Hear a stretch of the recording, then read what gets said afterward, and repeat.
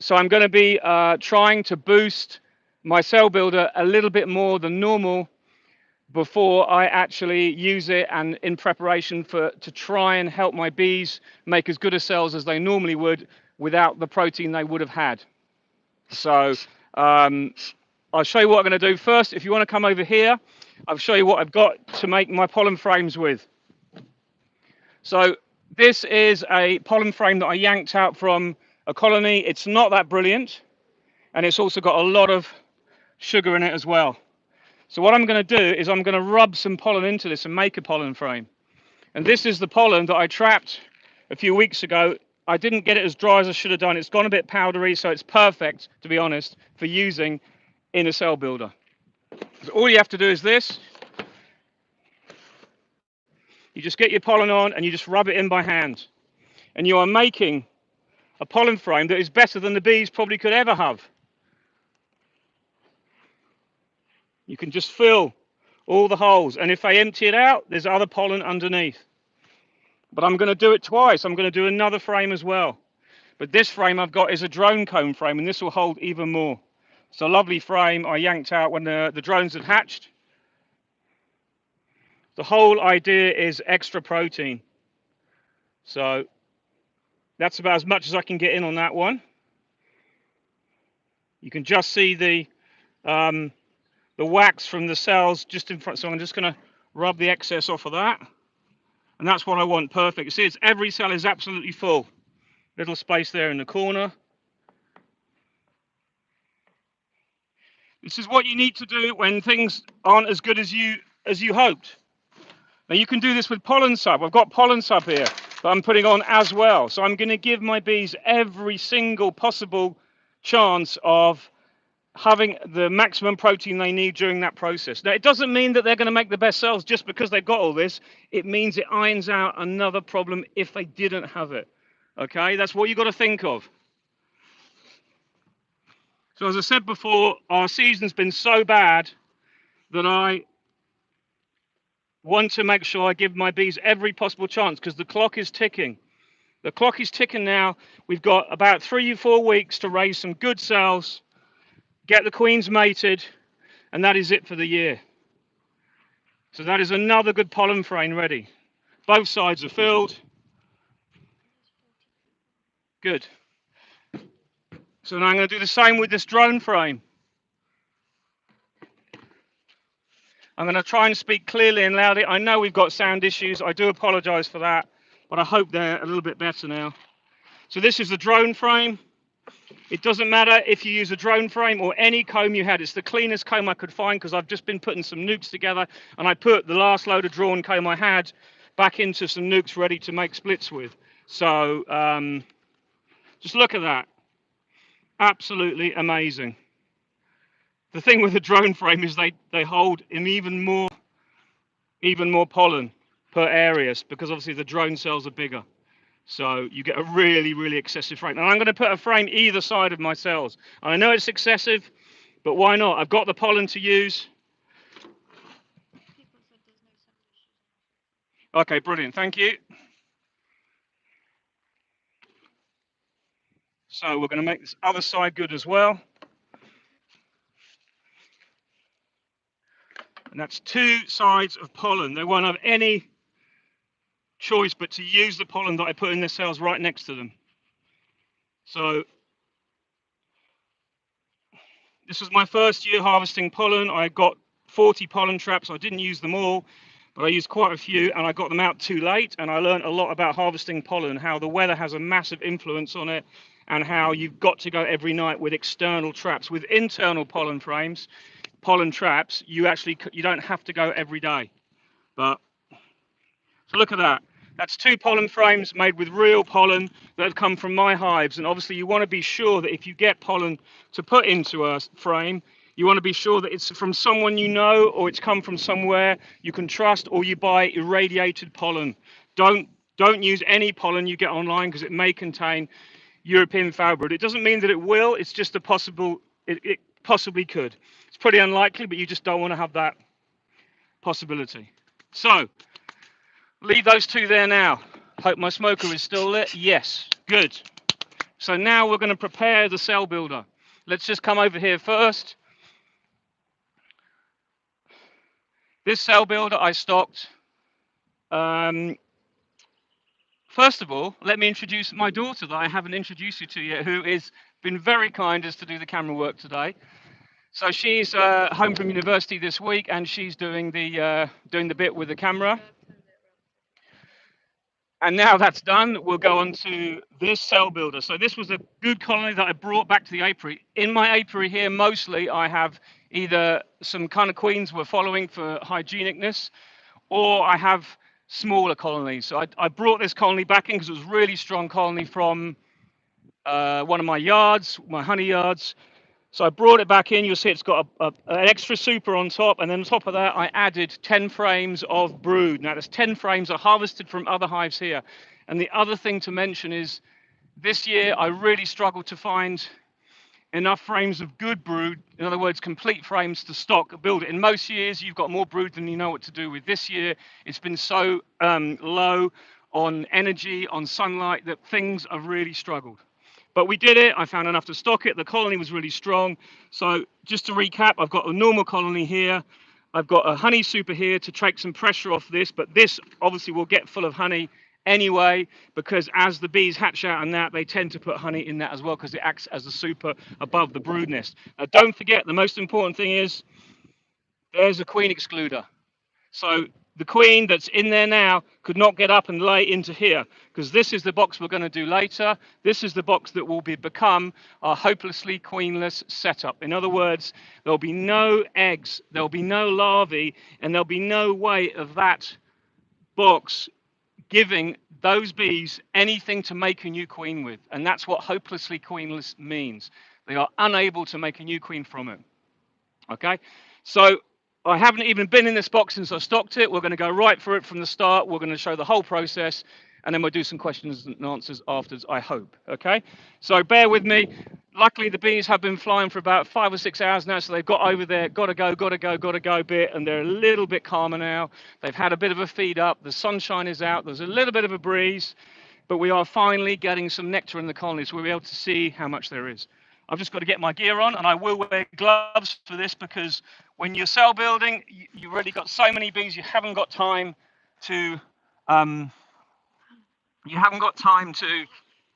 worry about getting stung, because you probably will get stung accidentally. It's not that the bees are aggressive, they're just so busy anyway. You'll be fine, you're away from it. I hope. Okay, let's find the gloves.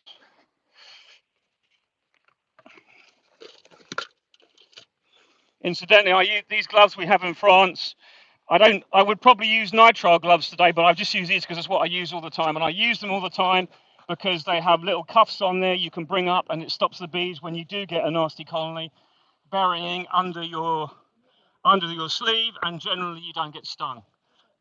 They're really good. These are the what you say, the goat skin ones, and they're very similar. I don't like those. The reason being is because you can't wash your hands in bleach. With these, you completely sterile everything. If you do find a colony, and you will find one every now and again, it's either got some chalk brood, in the worst case scenario, American foul brood, or in a slightly less concerning way, European foul brood. But when you're a bee farmer, when you handle a lot of colonies and you have a lot of stocks, you will find the occasional one.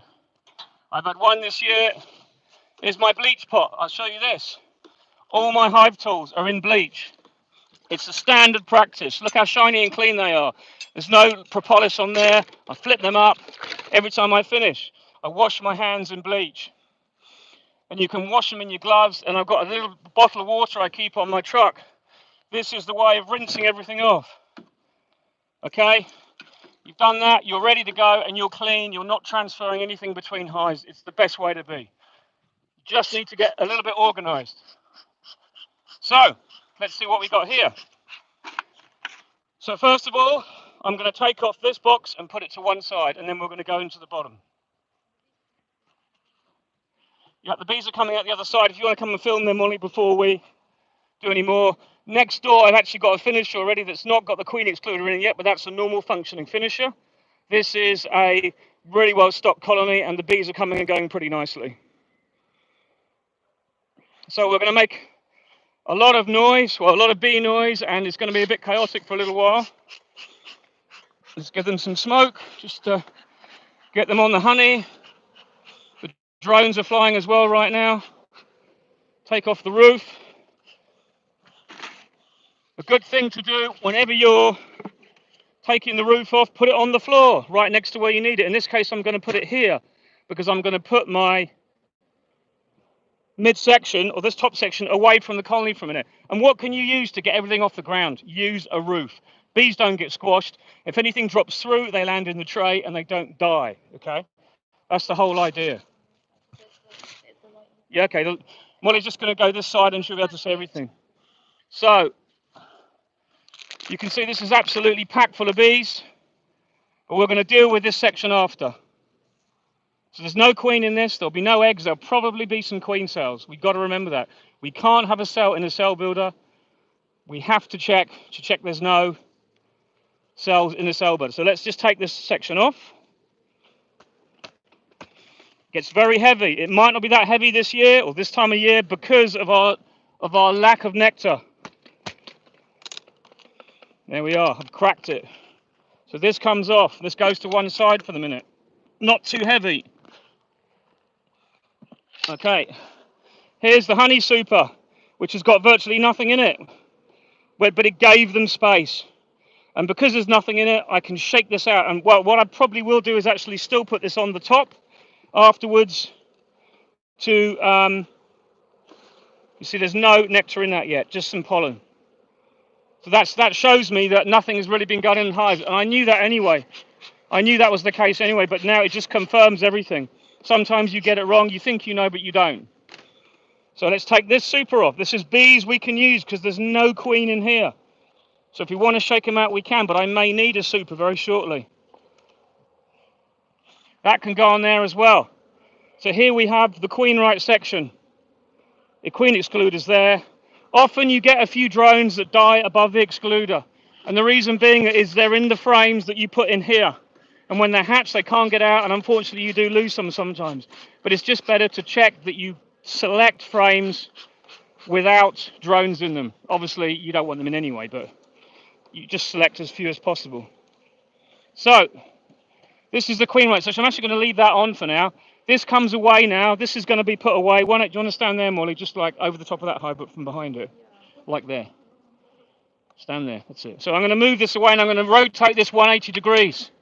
So the bees have got nothing now. They're going to lose their foraging bees. Because now I'm going to give them a new base. And there it is. And here is the hive they had. I'm going to pop that back on there for now to keep it off the ground. If the bees run down, it doesn't matter because I'm going to shake a lot of bees out of here afterwards. But this is what I want. This is the nuts and bolts of the job. That then goes on. And here is our cell builder. In essence, what we've done is we've artificially swarmed the top box or the bottom box away, so the queen has gone away. But we've done it in such a way that the bees wouldn't believe what's happened, and they're going to become suddenly hopelessly queenless, and they're going to evoke that emergency response as well as being super strong and swarmy. And that's what we wanted exactly. So let's have a look. Let's get on and check. What do we have to check for? Ow, I've been stung. You're right. Whereabouts? Right on the crotch. Ow. It's not gone through, Molly.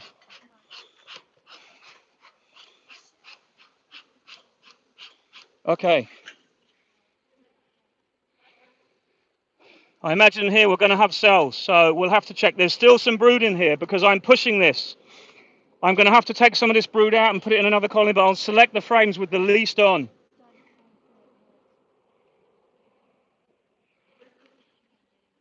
Just move your thing like that because it hasn't gone in.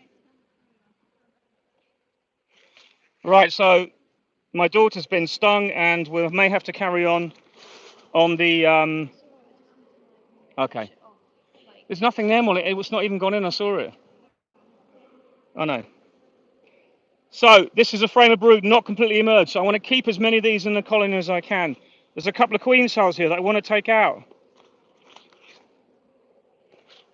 So I'm going to go through the whole colony, shaking everything off, because you cannot have a cell in a cell builder. Brood's not as emerged as much as I thought, but it is emerging all the time, and I'm still going to use this. There's no fresh eggs in there. There's the bees emerging. Check every single frame.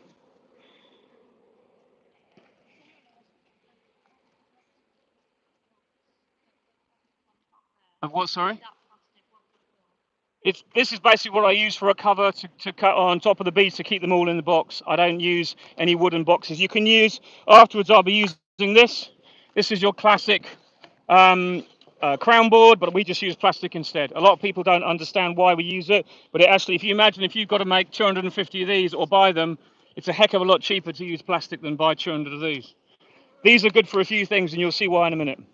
So let's carry on with this.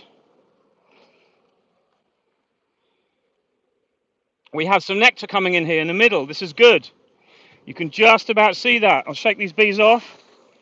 You can see there's nectar there coming into the middle of frames, which is what I wanted to see, but there's much less than I thought there would be. This frame can come out because there's hardly any brood to hatch out now. So I'm taking this one out. I will still put this in another colony later on to make sure the brood doesn't get wasted.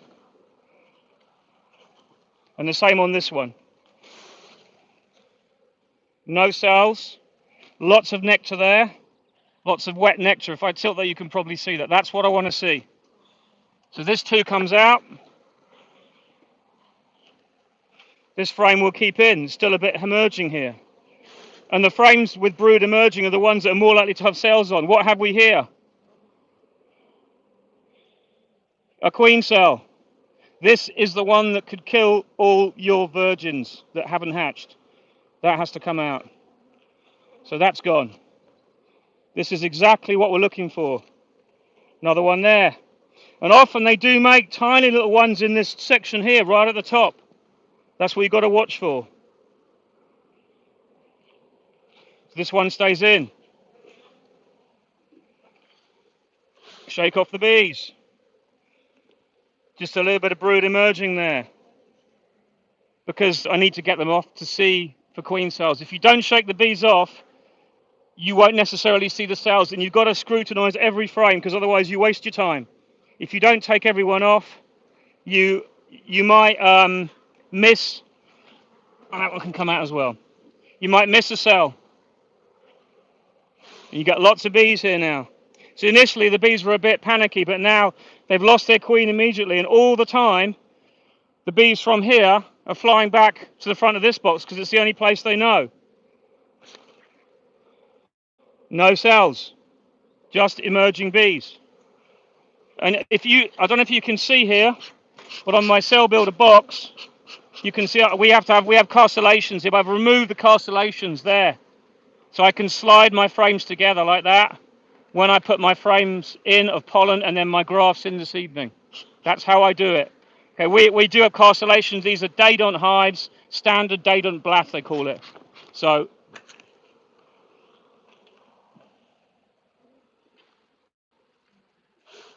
a lot of bees. This is all emerging. No cells. Okay.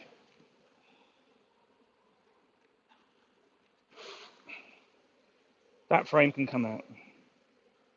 That is good. That's empty. Good. That other one can go back in. That had a little bit of brood on still. So I have to take 3 frames out so when I put 2 pollen frames in and my grafts in, they all fit in together. So there's the last one. Still some drone to emerge.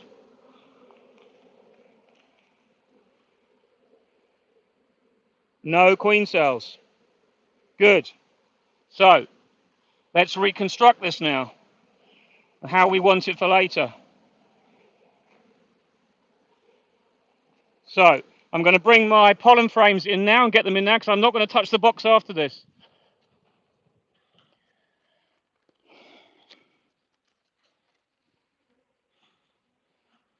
So my 2 pollen frames are going in right next to where the larvae will be. One there and one there. Okay? You cannot get a better fed colony than that. And what I will do is, the frame I just said I was going to take out, I will take back out because I'm going to put in a frame of foundation. And what that will do is it will give my bees something to build on. And it's very important this time of year when you've got a flow just starting back on. So there's a frame of foundation, okay? That can go in there. Bees are starting to cluster. They're becoming a bit lost. That is now ready to take the graft, but it's not got as many nurse bees in as I'd like. If you want to come around the front, Molly, after, you can film this afterwards because the bees are going to be more hopelessly queenless. But they're all the bees flying back are starting to discover that the queen's gone. But it'll take a little while. So this is the super that I said has got no larvae in, so I'm going to leave this as it is. Okay. And put that down there for now. And bees that are there that can fly will fly back to the front here, which they're doing now. But this contains the queen. This is the queen right section. Where have you been stung again? On the ankle, on the ankle, on the ankle.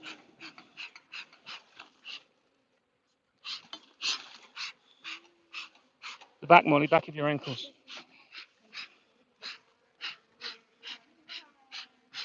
They're not going in the stings, okay? What you can do is you can pop the camera on the tripod if you want. So we're just going to have a little technical break for a minute.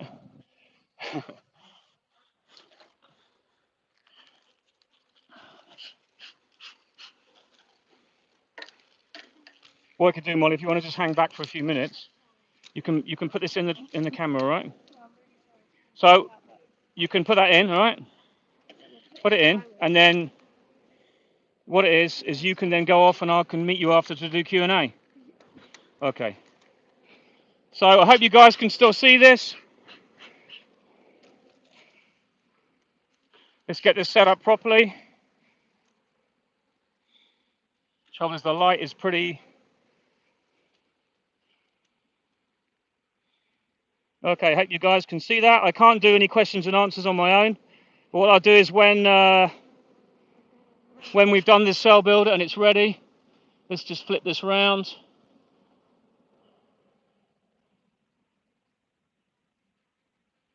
Sorry for the unprofessionalness of this, but these things happen.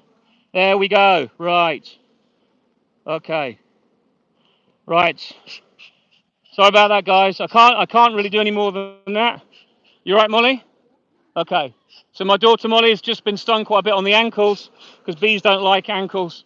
So I'm just going to get this cell builder ready, and then she'll hold the camera after and do questions and answers and that. So as I was saying before, this is the original colony. You can probably just see the corner of it here. But this is still full of nurse bees because don't forget, nurse bees can't fly, really.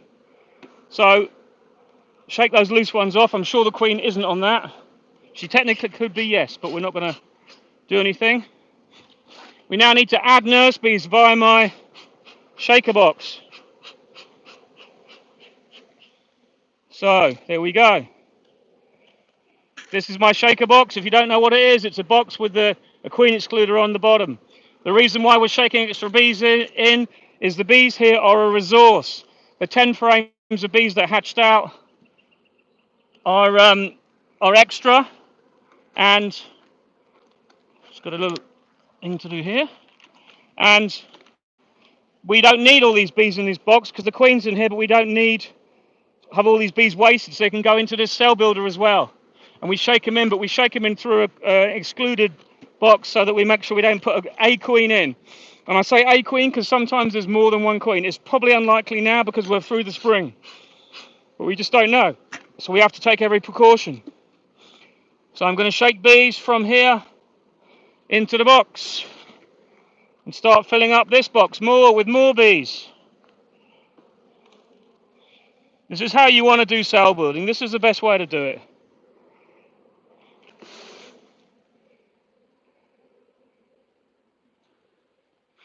Just found a queen cell on that frame, so this colony could be queenless anyway. It does happen sometimes. Or she could be getting ready to swarm. No fresh eggs. That's fine though. No big deal for us. The main thing is it didn't swarm. Still plenty of brood to hatch out. Lots of drones. No eggs there. So we're just going to have to make the best of what we can. Plenty of brood though. See if we can see a queen in here. I hope we can. You can use a little bit of smoke.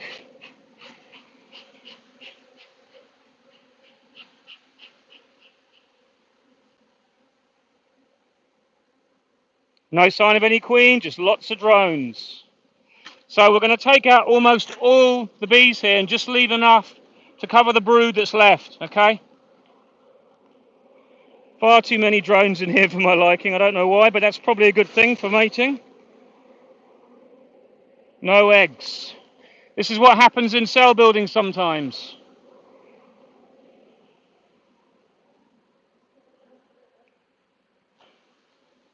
No sign of a queen.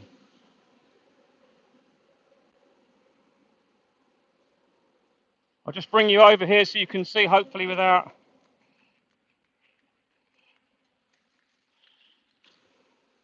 This is inside the box.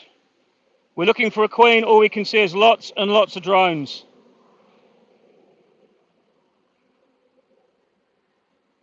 Sorry, Miles? Okay, all right. Okay. No sign of a queen there. This is exactly though what it does. It screens out the drones and screens out a queen. But these are lovely looking drones. Nice and fat and juicy and vibrant. That's what I want to see. They haven't been able to fly much recently. That's probably why there's an awful lot of them. So I've still got another frame I'm going to take out there, and I'm going to check the other frames anyway to see if there's a queen on it. But we'll leave the rest there.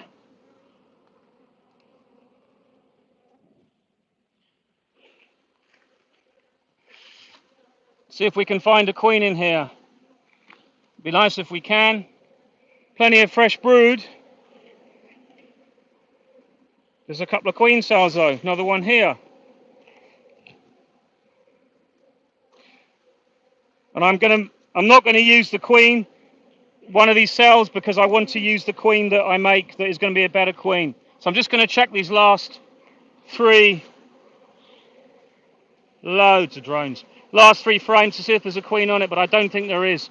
It looks like she's either disappeared for some reason or just packed up, but there was cells they'd made, just two I've found so far. It could be a supersedure, she could still be on the other frames. Let's have a look.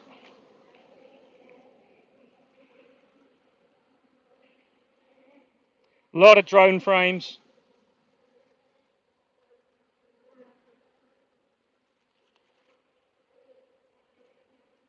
Okay.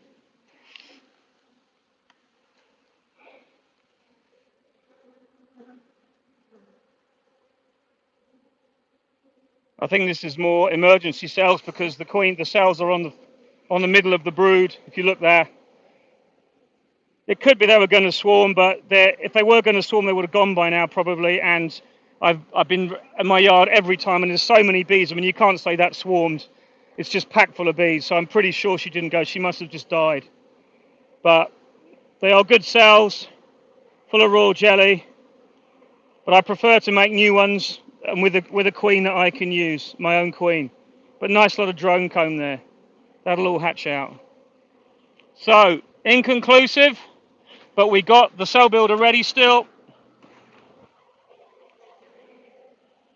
She could be at the bottom of the box, I don't know.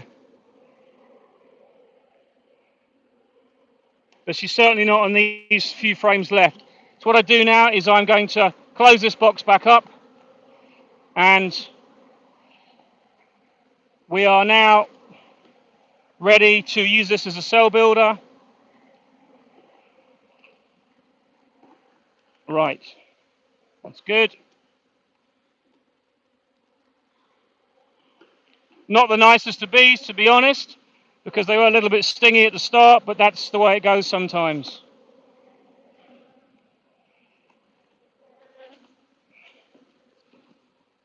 But anyway, what we've done is we've got this ready to take cells. I'm going to check that all again in a second, but I'm going to put on the super back on because there's loads of bees in here as well. And I don't need to use a queen excluder now, do I? Because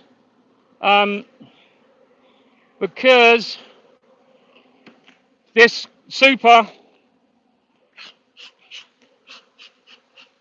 This super was already above the queen excluder, and it's full of bees as well. And it gives them room to store food. And if they want to draw comb, they can draw it on that comb, that frame of foundation I put in. It's just process. Close this up. Obviously, I've got to take this off to put the cells in later, but they've got room now to do what they need to do. So what I'm going to do now is I'm going to leave this. I'm going to cover up the old colony that's got, get a top the cover for that I haven't got, and I'm going to just one more time check through this box, check there's no queen. So I just want to make sure that I haven't missed her, because if I did, she'd then go and crawl back in the front and destroy all the cells.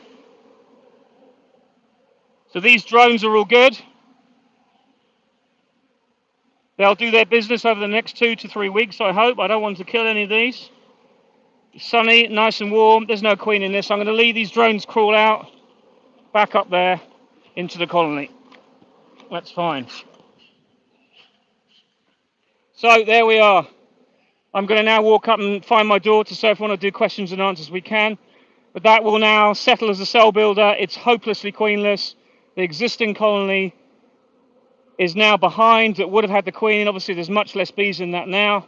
But I'm going to leave this now, and they'll discover that they're hopelessly queenless if they haven't already over the next few hours. And I'm going to graft them tonight. People ask me how long do I leave it before I graft.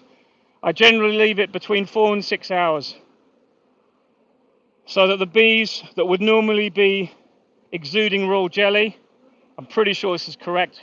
Obviously, they've got nothing to feed, and they are in jelly feeding mode. So I'm going to have to get my grafts in, and then they'll jump on those grafts because they're used to feeding stuff and used to feeding larvae, and I haven't got any to feed, so they'll want to feed larvae. That's ready to go. You see the pollen coming in. If we do have a flow, we have feed for them. We have feed to put on. That's my top box will go on after, and there's a feeder there that will go on top of that, and I'll fill that up probably 2 or 3 times while I'm putting my cells in. Tomorrow afternoon I'll take the first lot of cells out and move them to finishers. That's one of my finishers. I've got many of them all around here, and I put 14 cells per finisher. Other ones over here, other ones over there. This is my whole cell building yard that I use for that.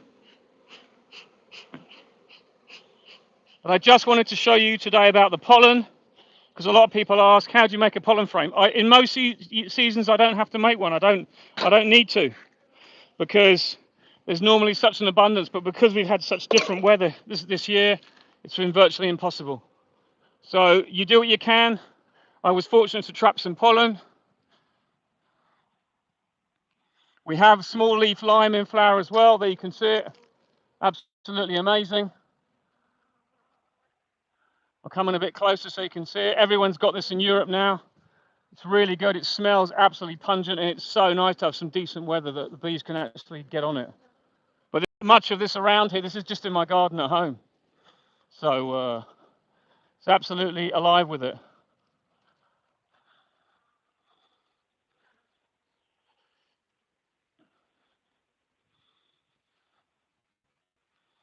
So I'm going to walk up the garden now, and hopefully we'll have a bit of peace and quiet from any bees. And if you want to ask some questions, feel free.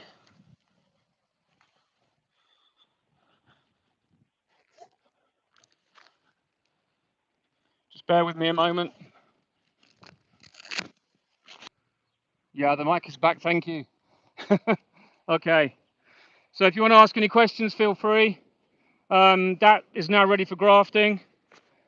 It was all a bit of a disaster because my daughter got stung on the ankles badly, so she went off to heal her wounds. She should have had a decent suit on. She's fine now, thanks. Yeah, don't worry. Yeah,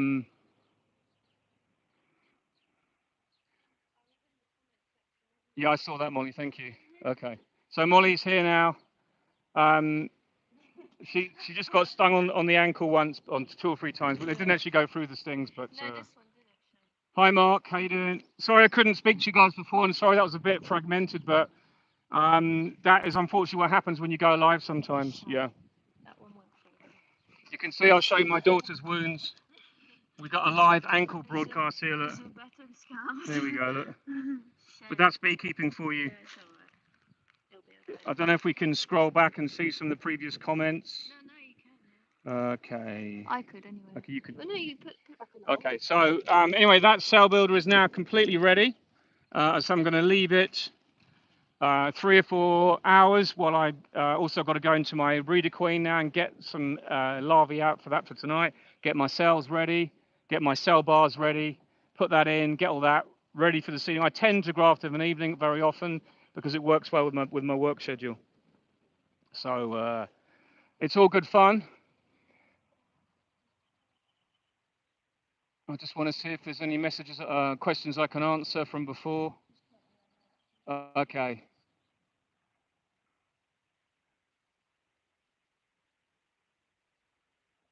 Have I done anything with VHS queens? Yes, I have. I had some stock last year that I grafted from, and we're still assessing mite loads for this year, but we've got some encouraging stuff that we're all going to be working towards to do tests now on, and we'll input the data and see what colonies are really starting to perform and show that VHS control. As you know, there's no one that has actually any 100% VHS that stays 100% VSH. Often the colonies that you do make are the ones that are VHS, Varroa sensitive hygienic, often are not, they miss in other things. So in other words, they might be really good at screening out Varroa, whichever way they do it, uncapping Varroa infected cells, or the uncapping method where they constantly cap and uncap it, or they might butcher the cell, or they might literally tear the mite apart. There's various ways that mites do this behavior, and I'm not the person to really talk about that, but we're all learning all the time about that. But from what we've seen, we are getting lower mite levels. That's the baseline, is when we do mite washes, our mite levels are coming down, which is the most important thing. But one of the ways I'm doing mite controls this year is I'm caging all my queens in about a week.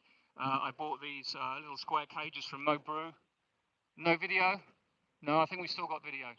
We still got video. Okay, sorry about that, honey. If you can't see me, I think we still have video.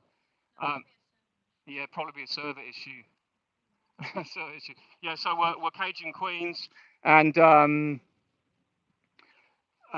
we're going to be then treating with vaporized oxalic acid when all the brooders hatch us about day 24 to day 28. Then we release the queens again, and they lay like billion. And then we've got all the Varroa, and that's the thing we're doing. And that's on the colonies, obviously, that I've not got in the testing we're doing. Someone just said, when was the last time you could make a split? Well, it's very much dependent on where you live, and you can sometimes get away with doing splits later in the year. But for us here, if I was to say my last splits will be done at 4 weeks at the latest, and then that gives the time to virgin to hatch, go off and come back, and then make bees for this year. But if you do have mated queens at your disposal, then you can do splits much later, because all you're doing is you're literally cutting a colony in two then, and you're making it really strong with what stuff you have. And then you're just giving it a new queen. And also at that time of year, I find that bees know they've got no other chance of raising a queen, and they often just accept the queen anyway. But you've got to give them everything. And we're talking about late September. Any time in September, really, you do that, you want to use a mated queen. So we've got the whole of the rest of July and the whole of August to do our splits to make our queens, and we want our queens laying and behaving themselves really well, so that, and producing young bees, so that during September they can start foraging on. We have an ivy flow here, which could be really good this year because it's been so wet. So you've got to think ahead all the time. If I make this split, what can I do with it? What do I want to do with it? And what's the best way of making it with what I've got? If you don't think you're going to have any suitable colonies to make it from, don't do it. But if you can make, say you've got a line of 5 nukes, and they're all okay, but they're not super strong. You can take one frame of brood out of every colony and make one nuke with that, providing you mix more than 2 or 3 colonies together. They all act as one anyway. Then you can give that queen. You don't have to cut a nuke in half to make a split. You can make it up from multiple nukes if you don't have any. And that one might be the one that survives all winter. Who knows? You might have losses, you might not. It's called covering yourself and being sustainable in making nukes, and that's why I do it. Obviously, my personal reason for making nukes is I want to sell as many as I can next spring.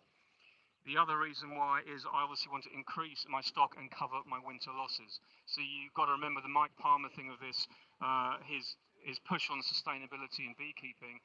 You have to inbuild that. If you inbuild that ethos into everything you do, you'll have more bees than you know what to do with. It's just making sure that you split at the right time and you take honey at the right time. Because if you split at the wrong time, you have no honey, and all you do is create problems for yourself and a lot of work.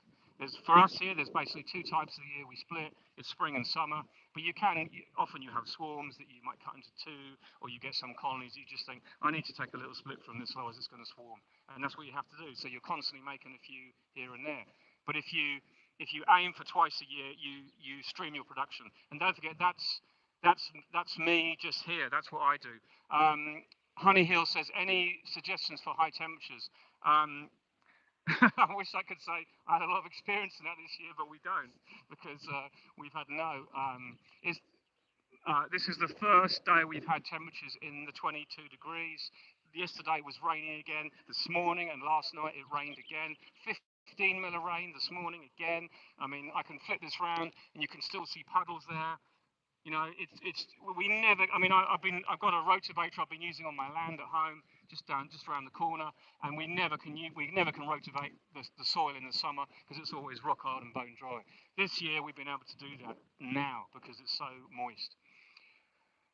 Regarding high temperatures, if you've got the means to, you can damp down your apiary, but you can even literally put your lids to one side if it's that hot. You know, I mean, the temperatures we've seen or you've heard about in Canada, some friends of mine said it's just unbearable, and you literally could, if you don't let your bees almost climb out the colony in that temperature, and you don't do something like put them in the shade, the frames will actually melt. And I've seen that here when you get really hot weather and you get a big swarm, you put it in a box, you don't realise the heat they generate, and the frames collapse, and often you lose the colony because they just can't get out the front, and they all die in this horrible gooey mess at the bottom.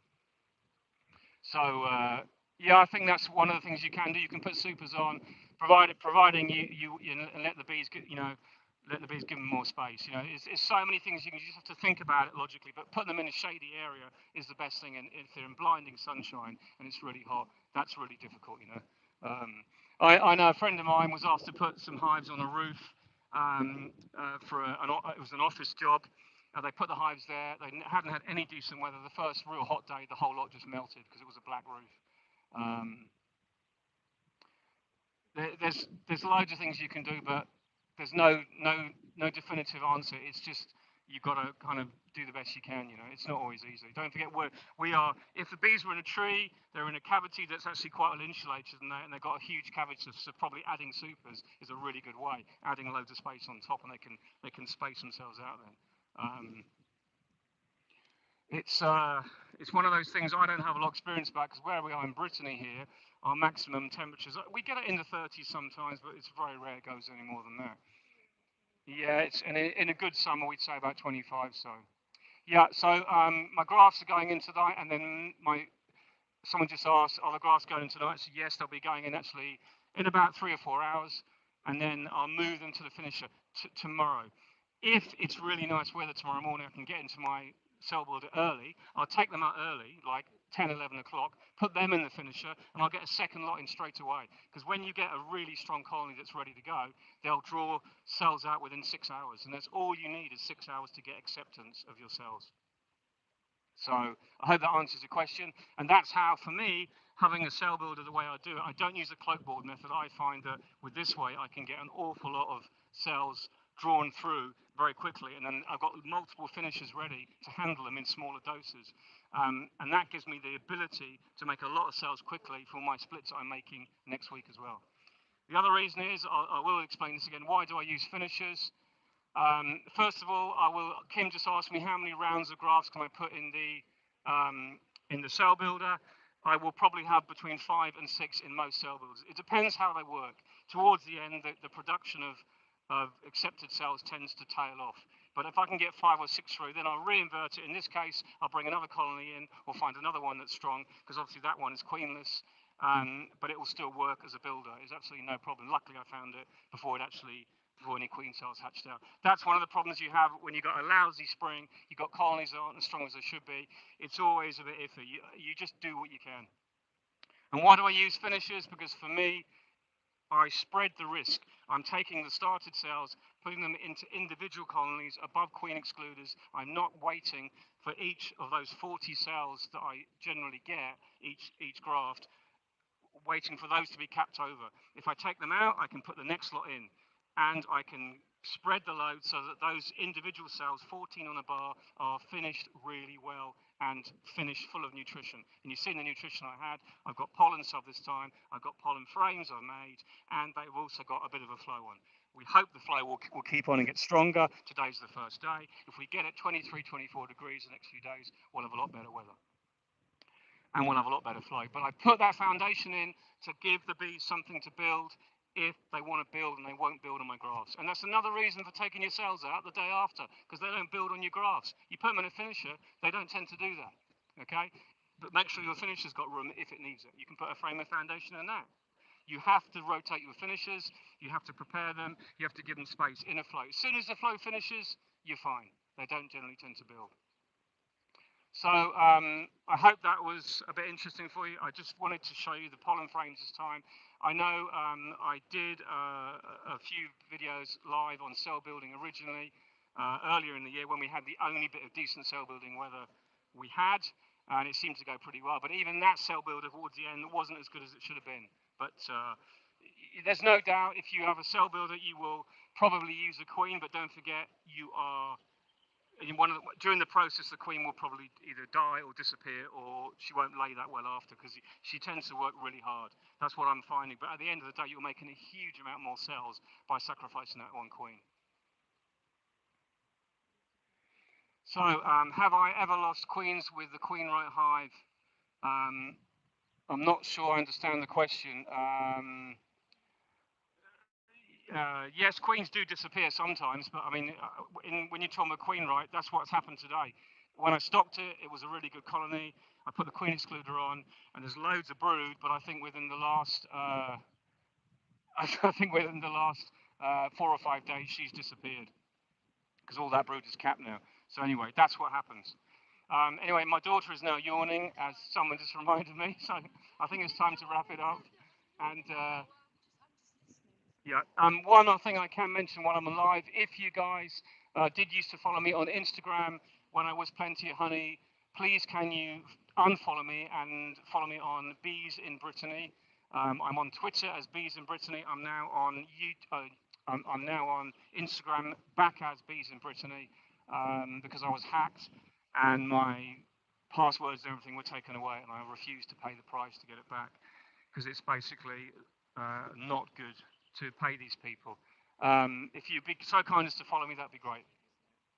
Okay. Is that how it's spelled? Or is it two T's? Yeah, it's Bees in Brittany. If you type it in and put Richard Not Bees in Brittany, you'll find it. And just follow me, and I'm going to be doing lots of posts like I always do, but hopefully we'll build our followers back up and we'll carry on sharing that good beekeeping practices.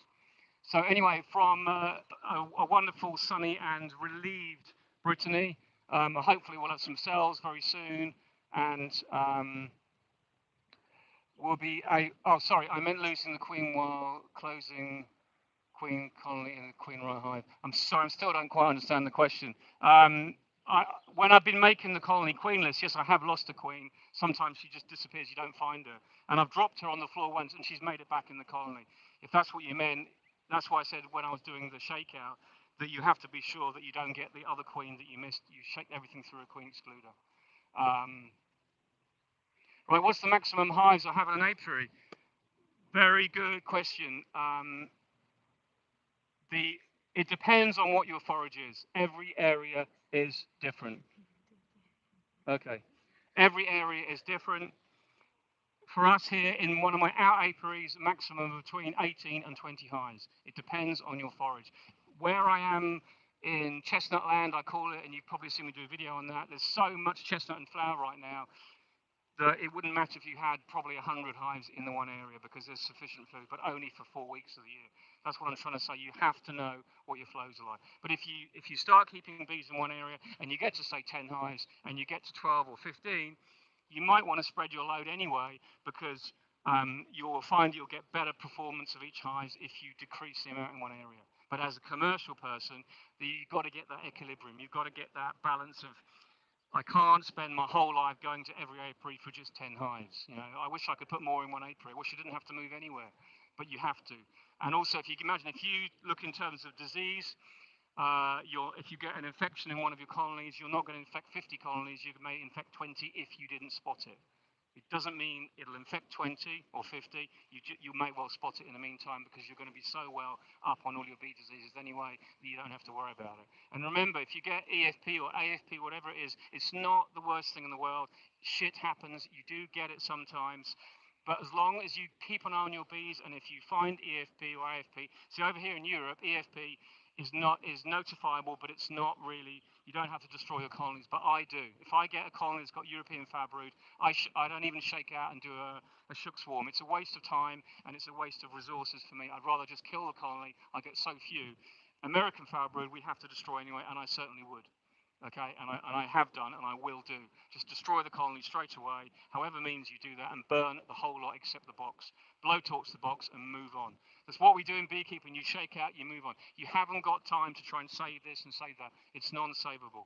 Okay, so make sure that you realise that. And if you've got an apiary where you think, oh, this is great, I've got 10 hives, and you go up in one and you get say 15 hives, you'll suddenly find that your colonies behave different. And one other thing I wanted to mention is when you move colonies to another area, they get other viruses from other colonies, and that's what this varroa does. When varroa jumps ship, don't forget, you can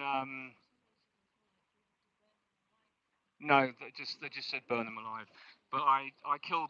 If I get a colony that's infected, I will kill it with either soapy water, really soapy water, literally a whole bucket chucked in at the end of the day, and the whole lot's dead because the soap breaks down the protection on the bees and they just die. Or literally, if it's a wooden colony, I'll use petrol. You tip a litre in the top, and the sound is horrible of bees screaming and dying, but it takes about 30 seconds, and then there's nothing. They're all gone really quickly. The best thing is petrol. The other way is a sulfur candle. And if you look on some of the old skep keeping videos, you can see them. They have a sulfur pit, and they put the colony. They used to kill the colonies just to get the honey out of them. Obviously, they wouldn't do that now. But they have a sulfur pit, and they put the sulfur in the bottom, and the smoke kills the bees. And that's probably the easiest way because they almost like drift off and just die. You know, they're almost fumigated to death. But there's no nice way of doing it. Bees die, you have to kill them sometimes, but don't mess around. Just get rid of it. Don't try and save something that's unsavable, because before you know it, it spreads to everything else. If you find a colony that's got American foul brood, don't hang around. Just get rid of it. Most of the time, if you're good and you know what you're doing, American foul brood will never spread to other parts of the yard, providing you get it early, because most of the time it collapses and it gets robbed out by other bees. It's the robbing out of the other bees that spreads the infection. Most of the time, in most years, if you have a spring and a summer flow, or whatever your flows are, the bees are too busy to rob out other colonies if you've got flows on. And therefore, that illness stays in one area. So you'll find it, you move on, you treat it, and then you sterilize the area. You burn any sheets you might have down. You just bleach the benches, all that kind of stuff, and leave it empty for a few weeks. Don't put anything straight back there. Let the rain get to it, let the sun get to it. It all helps to control everything. Just use common sense, but don't take disease colonies into the winter, because you will make problems for yourself and everybody else around you. That's something I always feel strongly about, because as much as I hate killing a colony, I know that I'm protecting myself for the future by doing it. So, another question, right?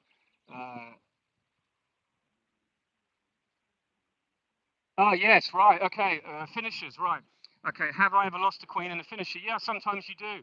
And often because your finishers are so strong and you want to run them strong, and you have a queen underneath the excluder, sometimes she can swarm. But that's what I said. You have to keep your finishers strong, but also you've got to check them regularly, because it's the work you put in that gives you the best cells. That's all I can say. And you have to go through the routine of checking your finishers. I mean, I don't really like to check my finishers until the cells are capped, and even then, I'm like, because they're so delicate. But and you've seen, I take pictures and all that, and so does everybody else when you get a nice load of queen cells. I'm just moving because my knees are getting cramped. um, you just have to work your colonies. If you want the bees, you can work it. So let me give you an example. I'm now at a situation where I've got hardly any honey in my supers. I may get some in the next 10 days. I'm crossing everything. The weather's getting better as we speak by the minute. the first day sun today. But everything I'm going to do over the next 3 weeks, everything I'm going to do over the next 3 weeks is all going to be um, is all there for the taking. I've got every opportunity to make a bit more honey, which my bees will do on their own, but also to take a load of splits and to make queens.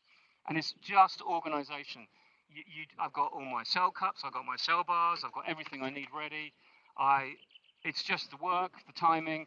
We need weather. We've got it now. I stocked the cell builder last week. I'm going to stock another one as soon as I can, so that when that one's finished, the next one will take over. I'm probably only going to need 150, 200 cells in total, but I want to, make sure that I put everything into place so that I've got that luxury.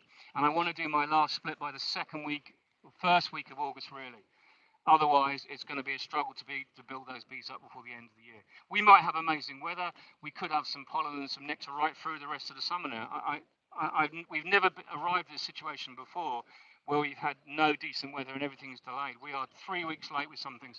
That lime, that small leaf lime I showed you before, it's about at least 2 weeks later than it normally is. Usually it's completely finished by now. So, yeah, this is my apprentice now, so...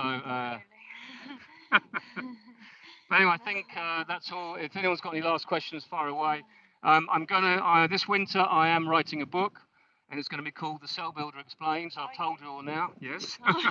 That's new. But if I say to you now, then you'll all know, and you'll be waiting for it, and I'll have to do it now because I've been meaning to do it for a couple of years, but now I feel even more experienced to share what I do with you. Yeah, well, I don't think I'll ever get to that. Those echelons of book signing. You could do book signing. Get the signed copy of. Yeah, well, maybe I'll just throw a few out. Please, just take it. Just take it. If you want some bedtime reading because you suffer from insomnia, well, that might be the best thing for you. It's all about, I've got to be diverse. I know the book won't make me much money, but it's just going to be a good thing. I like sharing what I do. Being a beekeeper is absolutely awesome, but unfortunately it doesn't always pay the bills as well as we hope.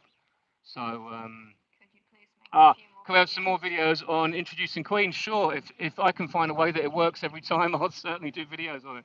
Whichever way I try this year, I'm not having very good... If you have any queens to introduce. Yeah, if I have any queens to introduce, thank you, Molly. And if I can find a way of... There'll be some. If I can find a way of introducing queens that works every time, I'll certainly share it with you. But the problem is I've tried every method recently, and I find no method is better than the others. And I'm sure the weather has an effect on it, because if there's no flow running when you're trying to introduce a queen, the bees are less happy and they accept her the least. The number one method is the pushing cage method, but it's a lot of work for each colony. You've got to come back. If I'm making nukes, I'm putting cells in. I only ever put one cell in, but what I like to do is get them to the incubator, and I literally will get them in the incubator and see if they're about to merge, see if they're wiggling inside the cup, but I won't look until day 8, day 9. As soon as I see them wiggling around, then I introduce them, and I'll put them in a queen cell protector. Because if you don't, and you don't check they're alive, you do get a percentage that don't make it. But I do agree. It's good to show the failures, but there'll be a lot this year, so I've had nothing else but that to show you. So, but I mean, when I do my cell building, you'll see we don't get 100% take. Sometimes we do when everything's perfect. Some bees build colonies better than others. I mean, it's just the way it is. Someone asked you add 1 or 2 cells into queen. Yeah, I've just answered that. Have you? Okay. Yeah, that was a guy called Kemp Davison. Yeah. So he asked me about I think that was when I make nukes. Yeah. I certainly haven't got all the answers to everything. All I'm saying is I try different things, but because I'm now professional, try to be professional, and I'm commercial, I have to make a living from this, and I have to be very careful about what I do. I haven't got time to just say, well, let's try 5 queens in there and 2 in there. I have to use the method that works best for me. So, yeah, and you've all still got time to make queens. There's still time to get a cell builder stocked now. You've still got time to, don't say, well, I must do that next year. If you want to do it now, the reason I say this is because the mistakes you might make the first year, you'll do this year instead, so next year you'll get it right. I'm not saying you're going to make mistakes, but put yourself in that position. Put yourself on the line and stop yawning. Okay, so I'll say this but one more time. It's not boring, don't worry. From sunny Brittany at last. I wish you farewell, and I'll speak to you again soon. Yeah. I may do a live tomorrow when I'm removing the cells. I don't know. If not, I might do it in 2 or 3 days on the second or third batch. Yeah, we'll see when the but take care. Thanks for watching, and don't forget to subscribe to Bees in Brittany on Instagram, please. Bees in Take Brittany care. on Instagram, Bees in Brittany on Twitter, and Bees in Brittany on YouTube. No, YouTube is Richard Noel Bees. Yeah. Okay. Thanks, everybody. Take care. Bye.